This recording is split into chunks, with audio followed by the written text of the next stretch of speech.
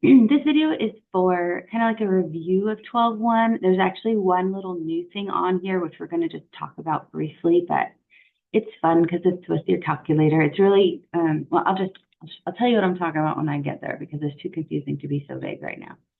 So let's see, we have 12.1 and we have these little tables that we've been talking about, and it gives us the line of best fit. So it says we have a table. Okay, so it's talking about the temperature compared to how much coffee they're selling. And it gives us this line of best fit. It gives us this equation, predicting equation. That's too much highlighting. For this table, and we want to, it says what would the predicted number of coffee sales be if it's 32 degrees outside? Okay, so like we talked about in the last video, we want to have the temperature, well, in this case, it's temperature, but we want to have the X value within the scope of data. So it's 32 is between 30 and 40, so that's perfect. As long as it's between 30 and 60 in this example, the smallest to the largest X value, then we're good to go. So I'm going to type this in using my formula, negative, well, let me just say y hat equals negative 0.68 times our X, which is 32. I know this is X because it says degrees, and the temperature is X, plus 85.1. Okay, so I'm going to take that equation right here, negative 0.68 times 32 plus 85.1, and I'm going to put it into my calculator. Ooh. Copy and paste works on this calculator. And we get 63.34. Cool. 63.34. In this case, we're talking about hundreds of dollars. 3.34. It says, what would the predicted number of coffee sales be in hundreds of dollars, which is exactly what our coffee sales is in up here. And so an answer that looks like 63.34, round to 2 decimal places, is perfect because see how it fits right in. If you got confused and you're like, wait, is it supposed to be 6,300? Well, that doesn't make sense with this table. These numbers are all 2-digit numbers between 45 and 65. So we want that 63 is just perfect. Okay, so let's try it again. I was on a coffee sales kick, apparently. I just kept changing the X vocabulary, but not that. Okay, so this one's a little different because, and this is what people do a lot of extra work for literally no reason. Well, the reason being they're not reading everything. So they see this problem, they see the formula, and they see 45, and they just start, ooh, degrees, typo.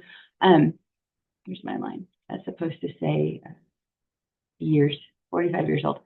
Okay, anyways, they see all that, and then they're like, oh, I got to plug it in. You don't have to plug it in because it tells you 45 goes with 5730. I already plugged it in for you.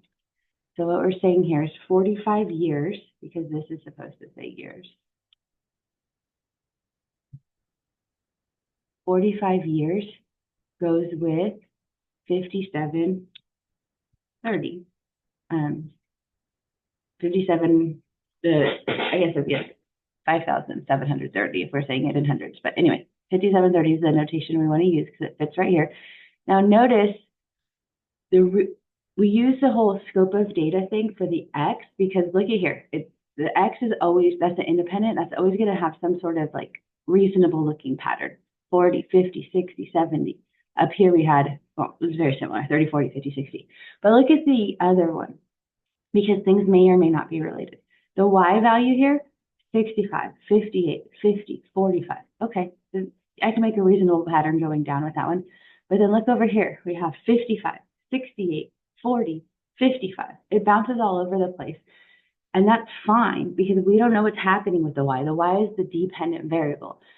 All we know is it's probably not a perfectly perfect straight line because that only happens in theoretical math. It doesn't happen in real life. In real life, data is very messy.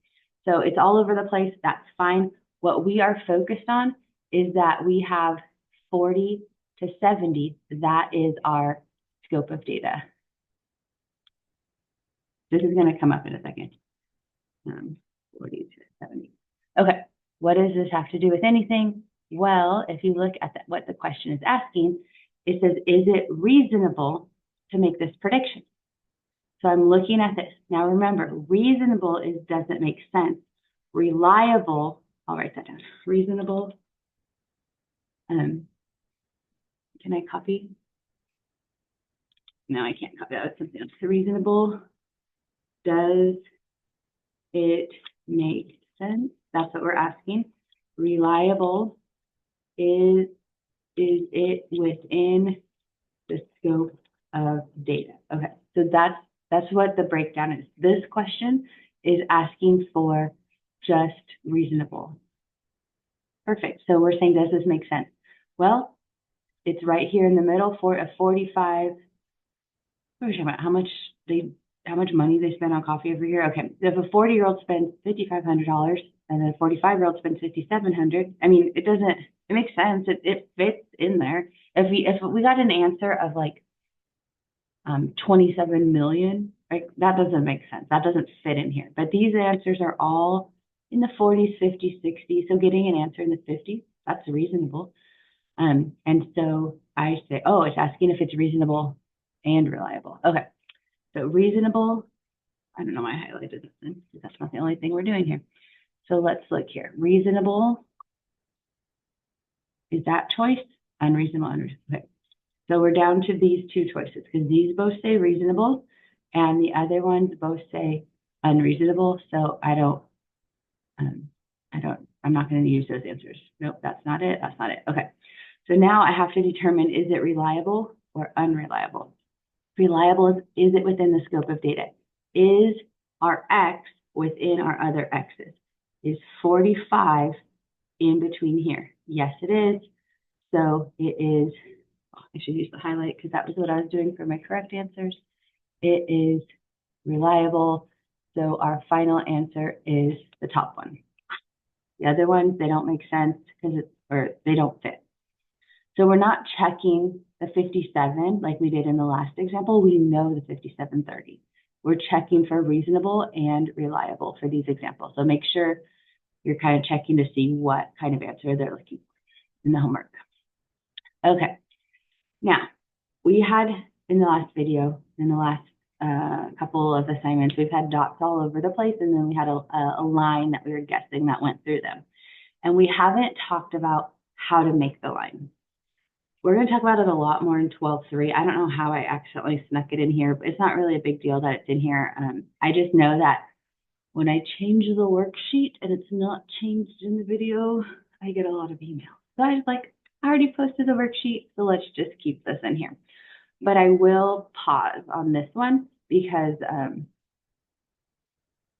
I want to keep the reasonable, reliable train that we're on, and I'll come back to this one at the end. Okay, actually, no, you know what? This is all over. This whole worksheet is just kind of everything all over the place. So let's just go ahead and jump into this.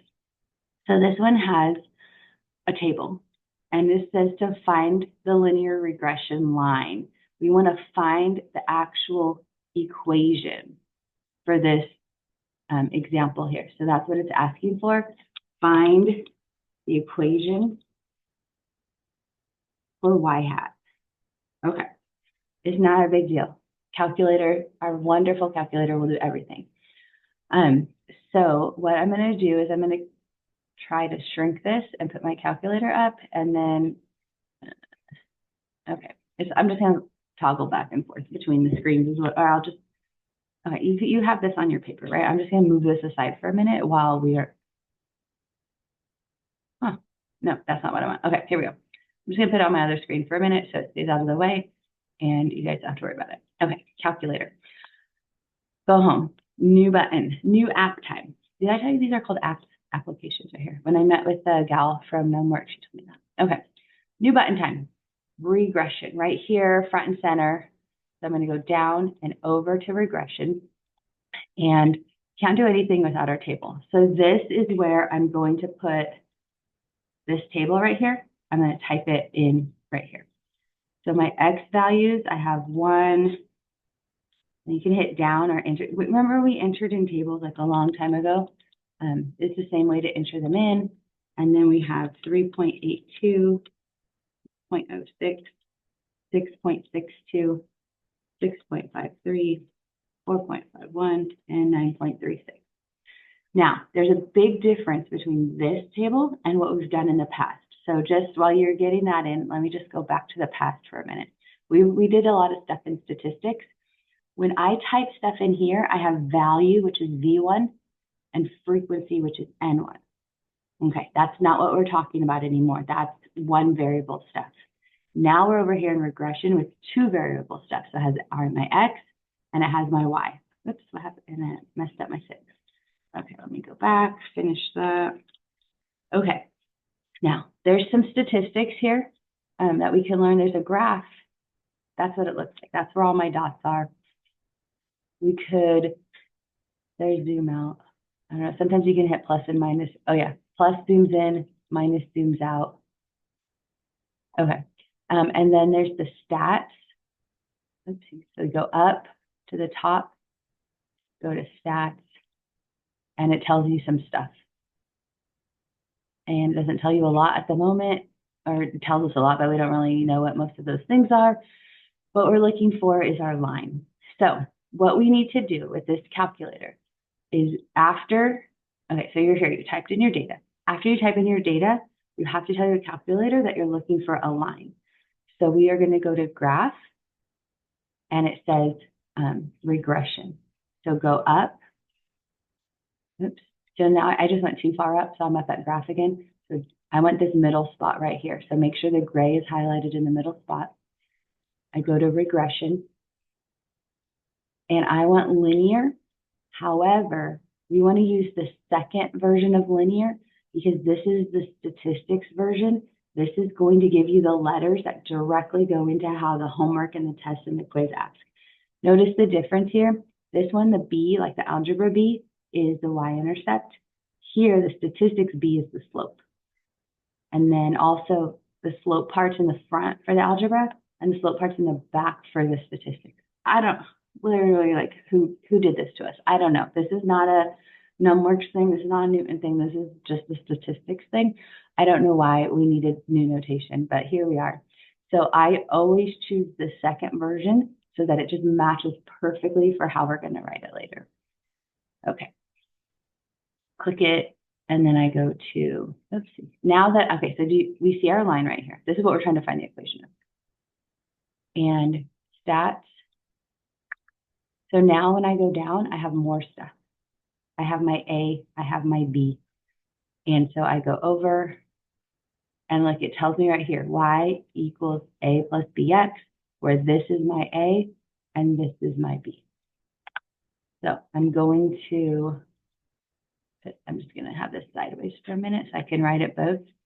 So y hat equals, this was, I already forgot. This is my A. The 3 was my A. 3.854 plus 0.656 x. Let me just try something real quick because I was just like so emphatic about that algebra versus stats thing. Let me see if it really matters in the grand scheme of things. Because some people are like, you can pry the algebra from my cold dead hands, right? Like some of you love algebra so much. So let's just see if the algebra really works. I haven't tried it on this calculator. Okay, it looks a little different, but I can change the model. You don't have to do this. I'm just trying something to see so I can tell you if it's good or not. Line looks the same. Oh, equation looks the same. It has the same 656. Oh, this is actually a faster way to get to the equation. We don't even have to go to stats. We could just go back to graph. Okay. I don't know if I changed it though. Huh. Well, either way, it has the same slope and the same y-intercept. So whichever way you prefer to write it. Oh yeah, see, here's the other way. This is the way we did it with the 656 at the end. And then if you change it to this guy, go back. And now it has the 656 at the beginning. Okay, you pick. Whatever makes you happy, as long as you know the one with the X is the slope. That's all you need to know. So when you're writing it, I don't care if you write it frontwards or backwards. Yeah, okay. Don't worry about this other stuff. We will get there in other videos. So that is how you find the equation of a line from all of that nonsense. Okay, moving on. Just like algebra, we talked about this briefly earlier in another video, but just like algebra, we have the downward slope is negative and the upward slope is positive. So we want to look at this picture and we want to see what's the best explanation for this picture. So I'm going to draw a line. I don't need to know the line. I'm just guessing a line, but I want to hit as many dots as possible. If you're like, oh, actually, I think the line is slightly higher, that's fine. That's not what we're looking for. We're just looking for the slope of this line. So I see that this is negative because it's going down. So negative slope because it's going down. From left to right. Just like in algebra. Okay. Now, that gives us these bottom two choices. Both of them say negative pattern. One is with deviations and one is without. This one, do you have a guess? Do you have an idea of what you think it is? Maybe a second. This one is with deviations, and the reason is that it's with deviations is, can I circle? Let's see. These guys right here. These guys are the deviations. They're like kind of like outliers. If they don't fit the line, without them, we would be like, oh my gosh, this is almost exactly a straight line. But they're there because life is messy. And so we say this is negative because it goes down and then it has a few random ones out there. So then it's with deviation. Okay. This one, the reason I picked this one, it's just a screenshot from one of the homework problems, but the way it's worded messes with people every semester because they see the percent, they see the dollar, like it's really not that hard of a problem, but it just seems messy because of all of the symbols.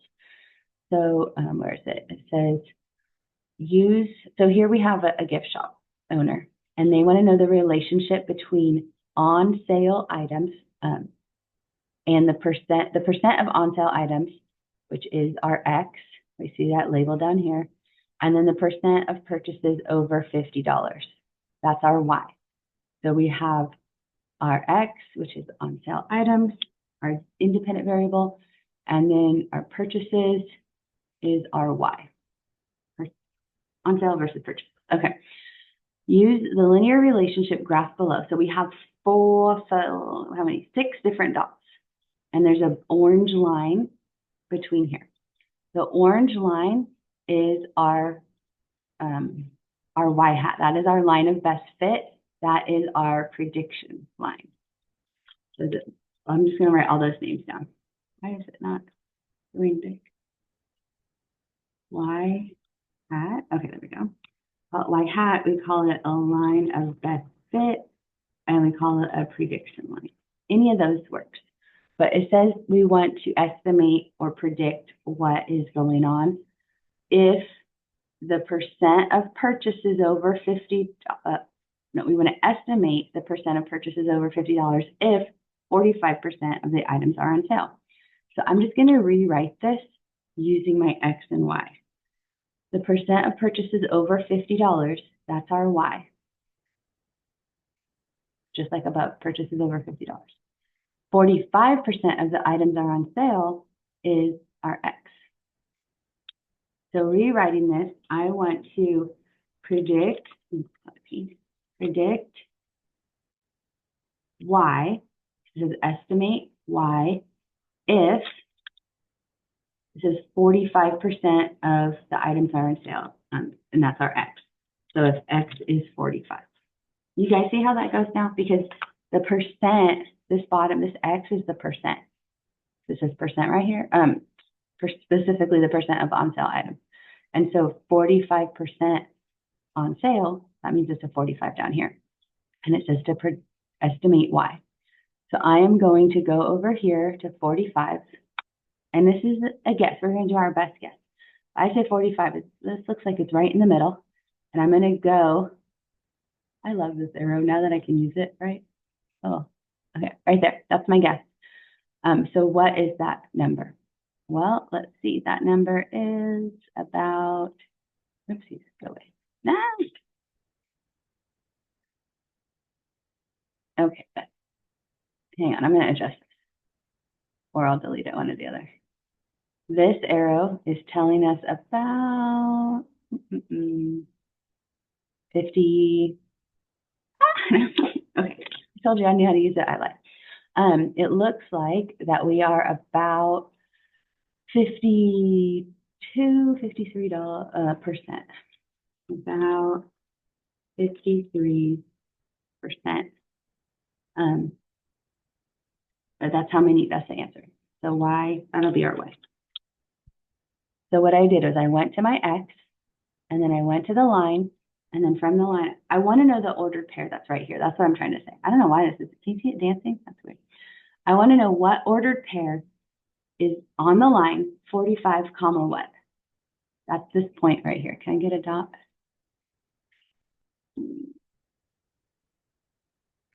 Right there. Oh, okay, that dot got unnecessarily large. But anyways, that green dot right there is at 45, comma, about 53. That's the ordered pair. So that's what it's asking. It's saying, what is y if I know what x is? So we don't need an equation. This is just an estimate. So you just make your best guess. Maybe it's 44, maybe you thought it was 52. No, you never thought it was 44. Maybe you thought it was 54, maybe you thought it was 52. Okay, the last one, because I keep saying these words, I want to just make sure we practice it one more time. It says, Isabella owns a lawn mowing service. For each lawn, she charges $90 plus $65 per hour. So $90 is the flat rate. Just for showing up, it's $90. She shows up, you're not home. Well, I don't know. I don't know that she would do that. But anyways, like $90 is the flat rate. And then $65 per hour is the additional that she charges.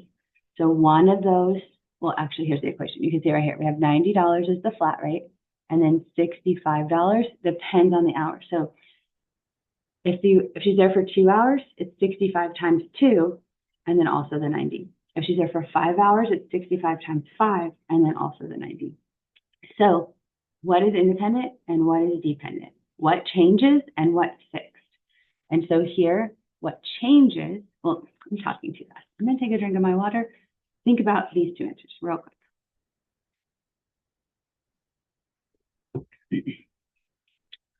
All right, so what changes is how long she's working. So the independent variable is something along those lines, hours of work. Because at each house that she goes to, each lawn, whatever she's doing, she's there for a different amount of time. So each place, when she's calculating the bill, she'll put in the hours of work, and then the dependent variable, what she learns from it or what she gets from it, is the bill. So remember, the independent is the x, and the dependent is the y. And so if I'm looking over here, what goes with x? X is the number of hours, because it's the number of hours times 65. It tells you right here per hour. And then what is the y? That's the total amount. So you could also say dollars. You could say total amount. You know, anything that has that total amount of money. All right, finally, y-intercept and slope. Remember, in statistics, a lot of times we write it backwards. And so the slope is always with the x. So the slope is going to be 65. Colleen, why, literally, like, why every time I type anything, it's like, oh, here's my address and phone number. Like, why does it auto-populate? Like, literally every time. Okay, don't call me. Just send me email. Okay, so there's the slope, 65. What is the y-intercept? Well, if the slope is 65, the y-intercept is the other point. But as a reminder from algebra, that y-intercept is where it's a point where it crosses the y-axis. So like for this picture up here at the top, it'd be like 0, 22. That would be that point right there. So this, when it crosses at 90, so the point would be 0, 90. All right, and that is another day of algebra and statistics coming together. Hopefully this is the kind of algebra you like, because it's not too terribly algebraic, just a little blast from the past. Any questions, send me an email, and I'm going to try to finish talking before I stop the video. So, yeah, I said any questions, so I will see you in the next video. Bye.